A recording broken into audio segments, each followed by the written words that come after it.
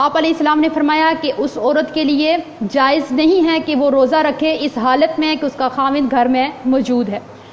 عورت نفلی روزہ اپنے خاوند کی اجازت کے بغیر نہیں رکھ سکتی اگر وہ گھر میں موجود ہو۔ نبی علیہ السلام نے ارشاد فرمایا کہ جس عورت کی اس حالت میں فوتگی ہو جاتی ہے کہ اس کا خاوند اس سے راضی ہے تو وہ عورت جنتی عورت ہے۔ نبی علیہ السلام کے پاس ایک صحابیہ آتی ہیں، آپ علیہ السلام ان سے پوچھتے ہیں کہ کیا تو شوہر والی ہے؟ اگر تو شوہر والی ہے تو اس کی خدمت اور اس کے ساتھ جو تیرا رویہ ہے اس کے اوپر غور کرتی رہنا کہ تیرا خاوند تیرے لیے باعث جنت بھی ہے اور باعث جہنم بھی ہے۔ آپ علیہ السلام کے ارشاد کے مطابق پروردگار عالم اس عورت کی طرف نگاہ اٹھا کر کے بھی نہیں دیکھیں گے جو اپنے خاوند کی ناشکری کرتی ہیں، حالانکہ یہ عورتیں اپنے خاوند سے بے نیاز بھی تو رہ نہیں سکتی ہیں۔ نبی علیہ السلام نے فرمایا کہ میں نے جب جنت اور جہنم کو دیکھا تو جہنم میں سب سے زیادہ عورتوں کی کثرت کو پایا۔ آپ علیہ السلام نے فرمایا کہ جو عورت پابندی وقت کے ساتھ نماز ادا کرتی ہے، رمضان المبارک کے روزے رکھتی ہے، اپنی عزت کی حفاظت کرتی ہے اور اپنے خاوند کی اطاعت کرتی ہے، یہ 4 کام کرتی ہے، پھر وہ جنت کے جس دروازے سے چاہے وہ داخل ہو سکتی ہے۔ مطلب کہ اس کے ساتھ اپنے خاوند کی اطاعت لازمی ہے۔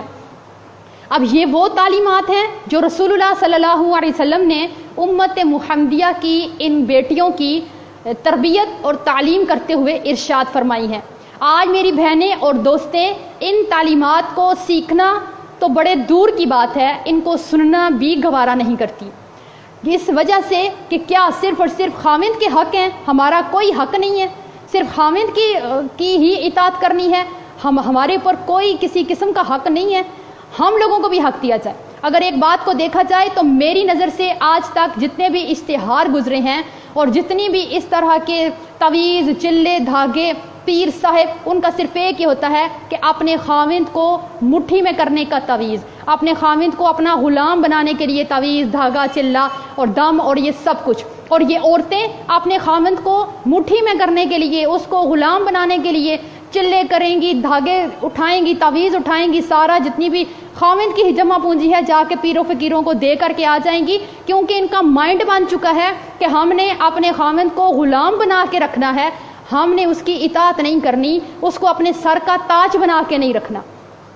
آج تک اگر شکایتیں ملی ہیں تو کس کی؟ کہ ہم لوگوں کو خاوند کو فرمانبردار بنانے کے لیے ہمیں تعویذ چاہیے، کوئی وظیفہ چاہیے، حالانکہ نبی علیہ السلام نے فرمایا کہ سب سے زیادہ حق تو خاوند کا ہے اور سب سے زیادہ نافرمانی تو عورت کرتی ہے۔ آج تک کسی خاوند نے یہ نہیں کہا کہ مجھے تعویذ چاہیے کہ میری بیوی نافرمان ہے، میری بیوی زبان دراز ہے، میری بیوی ناشکری ہے، مجھے تعویذ چاہیے۔ اب یہ وہ تعلیمات ہیں کہ ہم لوگ اپنا مائنڈ سیٹ کریں، سوچ مثبت رکھیں، کیا کہ ہم نے اپنے خاوندوں کی اطاعت کرنی ہے، ان کی فرمانبرداری کرنی ہے، ان کو سر کا تاج بنانا ہے، ہم نے نہ کہ ان کو غلام بنانا ہے اور ان سے غلامی کروانی ہے۔ آج یہ تعلیمات کو دیکھیے اور میری دوستوں اور بہنوں کا اپنے خاوندوں کے ساتھ رویہ دیکھیے۔ میری دوستیں اور بہنیں یہ سمجھتی ہیں کہ ہم نے اپنے خاوند کے گھر کی صفائی کر لی،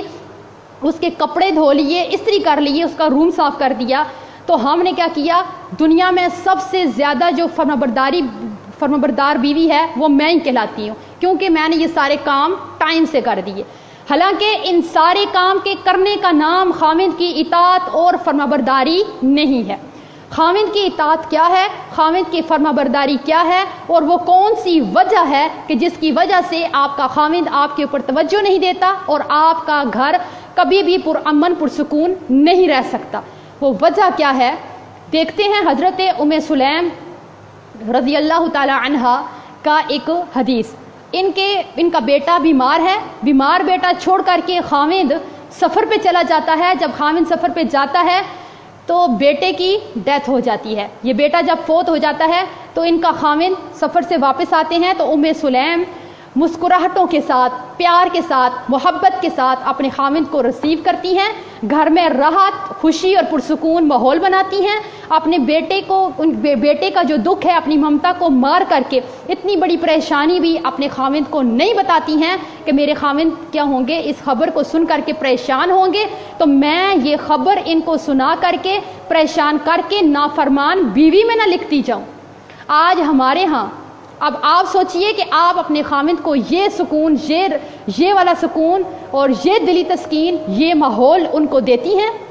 ہمارے ہاں کیا ہوتا ہے، خامند باہر کی صعوبتوں کا، تھکاوٹوں کا، پریشانیوں کا تھکا ہارا جب گھر پہنچتا ہے، گھر پہنچتے ہی ہونا یہ چاہیے کہ اس کو مسکراہٹوں کے ساتھ ریسیو کیا جائے، اس کے لیے پرامن پرسکون ماحول بنایا جائے۔ یہ جو باہر سے تھکاوٹ لے کر آیا ہے ایسا ماحول بنائیں کہ اس کو وہ بھی بھول جائیں۔ لیکن ہوتا کیا ہے، جیسے ہی خامند انٹر ہوا تو دن بھر کی جتنی چغلیاں تھیں، لڑائیاں تھیں، ہنگامے تھے، ختم ہوا سودا سلف تھا، روتے بچے، بیمار بچے، دنیا کی جتنی پریشانیاں دن کو ہم لوگوں کو تھی، ہم لوگوں کو گھر میں جو تھکاوٹ بھی تھی، وہ ساری کی ساری ہم نے خامند کی انٹری کے ساتھ ہی اس کے اوپر دے ماری۔ اب کیا ہوگا، جو بندہ پہلے ہی گھبرا کے تنگ آ کے اس ماحول سے گھر میں آرام اور سکون کے لیے آیا ہے، آپ آگے سے اس کو اس طرح سے پیش آئیں گی تو وہ آپ کو پھولوں کے ہار نہیں پہنائے گا، وہ مسکراہٹیں نہیں بکھیرے گا، اس کے منہ سے پھول موتی نہیں جھڑیں گے، پھر وہ بھی غصہ کرے گا، تنگ آ کر کے غصہ کرے گا، لڑائی ہوگی، جھگڑا ہوگا، تو وہ کیا کرے گا، اس گھر کو چھوڑ کر کے، آپ کو چھوڑ کر کے وہ اس جگہ چلا جائے گا جہاں پہ اس کو پیار ملے گا، محبت ملے گی، دل کا راحت ملے گا، ذہنی ٹینشن اس کی دور ہو جائے گی، وہ والی جگہ دیکھ لے گا۔ پھر ہماری دوستیں اور بہنیں شکایت کرتی ہیں کہ ہمارے خامند ہم سے پیار نہیں کرتے، ہمارے اوپر توجہ نہیں دیتے، ہمارے گھر میں ان کا دل نہیں لگتا۔ اب دیکھتے ہیں کہ آپ نے ام سلیم جیسا گھر میں ماحول بنایا کہ آپ کا خامند گھر میں اس سکون میں آ کر کے رہے کہ وہ کسی کی طرف ایک نگاہ اٹھا کر کے نہ دیکھے، اس کا گھر کے بغیر کسی جگہ دل ہی نہ لگے۔ آج آپ کے گھر میں ہمیشہ جھگڑا رہتا ہے، آپ کا خامند آپ کے اوپر توجہ نہیں دیتا، پیار نہیں کرتا، تو آپ کے اندر کون سی کمی پائی جاتی ہے؟ اگر ان بری خصلتوں میں سے غور کیجئے، آپ کے اندر کوئی ایک خصلت بھی ہے تو اس کو دور کر کے اپنے گھر کو پرسکون بنا سکتی ہیں۔ پہلی بری خصلت کہ عورت اپنے خامند سے بحث و مباحثہ نہ ختم ہونے والا شروع کرتی ہے۔ یہ نہ ختم ہونے والی جو بحث شروع کرتی ہیں، اپنی جیت اس میں پکی کرواتی ہیں۔ اس میں کیا ہوگا، خامند سے بحث کر کے کیا ملے گا سوائے لڑائی اور گھر کا ماحول خراب کرنے کے۔ اگر آپ ایسے کرتی ہیں، آپ کے اندر یہ عادت ہے، تو آپ کا گھر کبھی بھی پرسکون نہیں بن سکتا۔ اگر آپ کے گھر میں آپ کے خامند کے ساتھ نہیں بنتی ہے تو آپ سوچئے کہ آپ نے خامند کے ساتھ مناظرہ تو نہیں کرتی ہیں۔ خامند نے ایک بات کر ہی دی ہے، اس نے بول ہی دی ہے، تو پھر اپنی جیت پکی کروانے والا مناظرہ دن ہا دن جو ہے وہ جاری رہتا ہے، وہ ختم ہی نہیں ہوتا۔ خامند کو بولنے کا، اپنی صفائی میں بولنے کا بھی موقع نہیں دیا جاتا کہ تم نے یہ بات کی تو کی کیوں ہے۔ کہ اس نے اگر ایک وقت میں کوئی بات کہہ دی ہے اور دوسرے وقت میں آپ کو کرنے کا کہہ دیا ہے، پھر وہ مناظرہ شروع ہوگا جس سے آپ اپنے خامند کے دل سے اتر جائیں گی، آپ کے گھر میں کبھی سکون نہیں آ سکتا۔ اس سے آگے اگر عورتوں کے گھر میں یہ ناچاکیاں ہوتی ہیں تو ان میں ایک وجہ ہوتی ہے، خامند اور بیوی کے رشتے میں جو پیار بھرا رشتہ ہوتا ہے، اس میں ایک انا کا پہاڑ لا کے ہم کھڑا کر دیتے ہیں کہ اگر ہمارے ماں باپ بہن بھائی ہمارے گھر ملنے آئے اور خامند کی طرف سے کسی رشتہ دار نے ان کی عزت نہیں کی،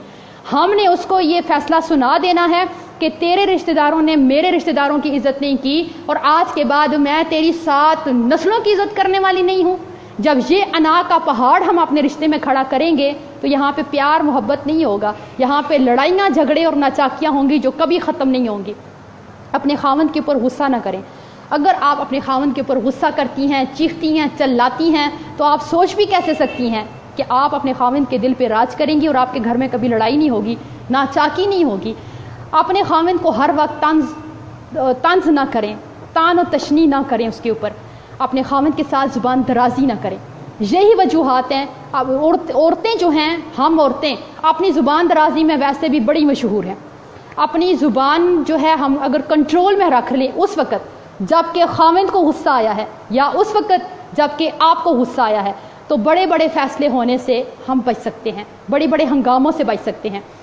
عورت جب اپنے خامند کی عزت نہیں کرتی تو خامند کو اس میں کوئی دلچسپی نہیں رہتی۔ کون سی عزت؟ وہ والی عزت نہیں جو آپ اپنے خامند کے منہ پہ اس کی چاپلوسی کرتی ہیں، جی جان اس کو وقتی طور پہ کرتی ہیں۔ عزت وہ ہے، خامند موجود نہیں ہے، اپنے میکے جا کر کے بھی اپنے خامند کی کوئی کمی کوتاہی بھول چوک اس سے ہو گئی ہے وہ بالکل بیان نہ کریں۔ ہوتا کیا ہے، ماں باپ کے سامنے آپ لوگ جو ہے اپنے خاوند کی تذلیل کریں، بھائیوں کے سامنے اس کو گالی گلوچ کریں، اس کے چھوٹے معصوم بچوں کے سامنے اس کی تذلیل کریں، چیخیں چلائیں، لڑائی جھگڑا کریں، اس کے بہن بھائیوں میں اس کی عزت نہ چھوڑیں، پورے محلے میں بیٹھ کے خاوند کی جو ہے وہ برائی کی داستانیں بیان کریں، اپنے دوستوں میں اس کو برا مشہور کر دیں، میکے میں اس کو برا مشہور کر دیں، ہر جگہ کہ یہ بندہ ہی اچھا ہی نہیں ہے۔ تو جب خاوند کی عزت نہیں کریں گی تو آپ کی کون عزت کرے گا، اور آپ کی خاوند کی نظر میں کیا عزت ہوگی؟ اگر آپ کے اندر یہ خصلت پائی جاتی ہے تو اس کو چھوڑنے کی کوشش کر کے اپنے گھر کو پرسکون بنا سکتے ہیں۔ آج عورت اپنے خاوند کا فیصلہ ماننے کے لیے تیار ہی نہیں ہے۔ اگر خاوند نے کوئی فیصلہ لے ہی لیا ہے تو ایک نیک اور با کردار بیوی کا کردار تو یہ ہونا چاہیے کہ اپنے خاوند کو عزت دیتے ہوئے اس کے فیصلے کے سامنے اپنا سر جھکا دے، خاوند بھی خوش اور آپ کا فیصلہ، آپ کا کام بھی ہو جائے گا، لیکن آپ کا گھر کبھی لڑائی نہیں ہوگی۔ ہوتا کیا ہے، ادھر خاوند بیچارہ کوئی فیصلہ لے ہی لیتا ہے تو عورتیں یہ ٹھان لیتی ہیں کہ نہیں، اس نے جو فیصلہ کیا ہے ہم نے تو وہ ہونے دینا ہی نہیں ہے، چاہے ہمارا گھر ٹوٹ جائے، لڑائیاں جھگڑے ہوں، فتنہ فساد ہو، دنیا ادھر سے ادھر ہو جائے، گھر کا سکون خراب ہو، بچے اس ماحول کو دیکھتے رہیں، ہمیں کوئی لینا دینا نہیں ہے۔ خاوند نے یہ فیصلہ لیا تو لیا کیوں ہے؟ اس نے ماں کے کہنے پہ لے لیا، باپ کے کہنے پہ لے لیا، اس کو ضرور بھائی نے کہا ہوگا، اس کو اس کے دوستوں نے، مجھ سے تو اس نے پوچھا ہی نہیں ہے اس نے۔ آپ سوچئے ایک منٹ کے لیے، اللہ نے جو عقل، فہم اور فراست مرد کو دیا ہے وہ عورت کو نہیں دیا۔ عورت کی عقل بھی کم ہے اور عورت کا دین بھی کم ہے، اس لیے یہ والی بات اپنے خاوند کے لیے کہ اس کو فیصلے کو نہیں مانتی ہیں، آپ کو تو فیصلہ کرنا آتا ہی کوئی نہیں ہے، کبھی ڈھنگ کا تو کوئی فیصلہ لیا ہی نہیں ہے، یہ والی بات ایک مرد کے لیے زہر قاتل ہے۔ زہر قاتل ہے یہ بات مرد کے لیے کہ آپ کو کوئی سمجھ ہی نہیں، عقل کا کام کبھی کیا ہی نہیں، فیصلہ تو آپ کو لینا آتا ہی نہیں، جب بھی کرتے ہیں ایسے ہی کرتے ہیں، میں نے ایسے نہیں ہونے دینا۔ جب ہم وہاں پہ آ کے اپنی عقل، فہم اور فراست کے گھوڑے دوڑاتے ہیں نا،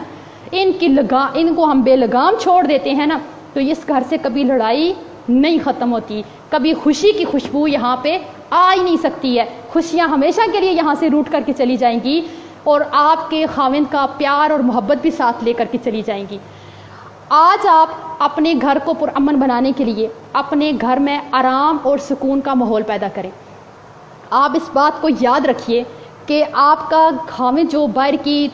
پریشانیوں سے تھک کر کے گھر آتا ہے وہ آرام کے لیے آتا ہے، وہ سکون کے لیے آتا ہے۔ آپ اپنے ایک سمجھدار خاتون اپنے گھر کا ایسا ماحول بناتی ہے کہ اس کا خاوند کسی بات سے بھی اس سے ناراض نہ ہو، اس کو کوئی بات بری نہ لگے۔ ایسے مرد اپنے گھر سے باہر کسی کو آنکھ اٹھا کر کے بھی نہیں دیکھتے، جن کو گھر سے پیار ملے، محبت ملے، چاہت ملے، سکون ملے، آرام ملے، خدمت کرنے والی بیوی ملے۔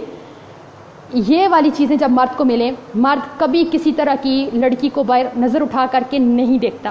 آج ہماری بہنوں کے اندر تو اتنی برداشت نہیں ہے کہ اگر ایک خاوند اپنی ماں کے لیے علادہ سے ایک برگر اٹھا کر کے لے آئے، ایک برگر، تو بیوی سے یہ برداشت نہیں ہوتا کہ اس نے میرے لیے، میرے پورے بچوں کے لیے کیوں نہیں لایا، صرف ایک بیوی کے لیے لے کر کے کیوں، اپنی ماں کے لیے لے کر کے کیوں آیا ہے۔ تو یہ والی بات بھی ہم سے ہونا تو ایسے چاہیے، ایک با کردار بیوی اپنے خاوند کو خود اس بات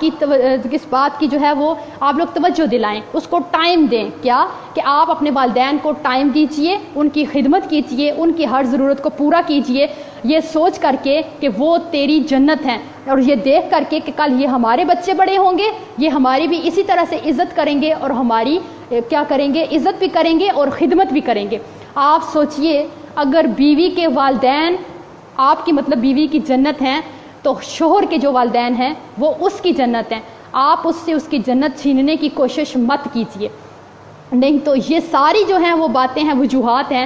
جس کی وجہ سے ایک عورت کا گھر اگر اس کے اندر یہ والی باتیں پائی جاتی ہیں تو کبھی بھی خوشیوں بھرا گھر نہیں بن سکتا۔ اگر آپ کو اپنے خاوند سے شکایت ہے تو آپ اس کی بے رخی کی شکایت کرنے کی حقدار ہی نہیں ہیں اگر آپ کے اندر یہ والی ساری بری خصلتیں پائی جاتی ہیں۔ اگر آپ یہ سارے حق ادا کریں، نبی علیہ الصلوۃ والسلام کی تعلیمات کو دیکھیں اور پھر اپنے رویے کو دیکھیں، تو آپ کا گھر ممکن ہی نہیں ہے کہ آپ کا گھر جنت کا نقشہ نہ پیش کرے، پرامن نہ ہو، پرسکون نہ ہو، آپ کا خاوند آپ اپنے خاوند کے دل پہ راج کرنے والی نہ بن سکے۔ آج اگر آپ یہ سمجھتی ہیں کہ ہم جو ہے یہ دو چار جو کام ہیں ہمارے، کپڑے دھونے سے لے کر استری کرنے تک اور کھانا بنانے سے لے کر برتن دھونے تک، یہ سب ہم کر کے اپنے خاوند کا حق ادا کر دیتی ہیں، تو آپ بہت بڑی غلطی پر ہیں۔ آج تک عورتوں نے اپنے بیویوں نے اپنے حق لینے سیکھے ہیں، آپ نے خاوند کو دیا کیا ہے، اس کی خدمت کی کتنی ہے، اس کو حق دیا کیا ہے۔ اگر خاوند کا اتنا حق ہے کہ اگر نبی علیہ الصلوۃ والسلام نے فرمایا کہ اگر ایک خاوند کے جسم میں کوئی اس طرح کا زخم یا دانہ بن جاتا ہے جس کو ایک عورت اپنی زبان سے چاٹ کر کے صاف کر دیتی ہے، اس کے پیپ کو، زخم کے گند کو، لہو کو زبان سے چاٹ کر کے صاف کر دیتی ہے، یہ عورت اپنے خاوند کا پھر بھی حق نہیں ادا کر سکتی۔ تو آپ اس حدیث کی روشنی میں سوچئے کہ جو سارا دن اپنے خاوند کو زبان سے کہے گئے الفاظ کے ساتھ اس کے کلیجے کو پھاڑ دیتی ہیں، اس کے دل پہ جو زخم لگاتی ہیں وہ کبھی بھرنے والے نہیں ہوتے۔ تو آپ میری بہنیں اس حدیث کو پڑھنے کے بعد آپ بے شک اپنے خاوند کے زخموں کو جسم کے زخموں کو زبان سے چاٹ کے صاف نہ کریں، لیکن آپ جو اس کو ہر وقت اس کا کلیجہ چیر دینے والے طنز کرتی ہیں، اس کو غصہ کرتی ہیں، چلاتی ہیں اور ایسی باتیں کہتی ہیں جو خاوند کو بری لگتی ہیں، آپ اس کو کم سے کم وہ والے زخم نہ دیں۔ اللہ آپ کے گھر کو خوشیوں بھرا گھر بنا دے گا۔ تو ممکن ہی نہیں ہے کہ اگر آپ اپنے گھر میں محبت، پیار اور سکون اور چاہت دیتی ہیں تو آپ کا خاوند کبھی کسی کو نظر اٹھا کر کے بھی دیکھے گا۔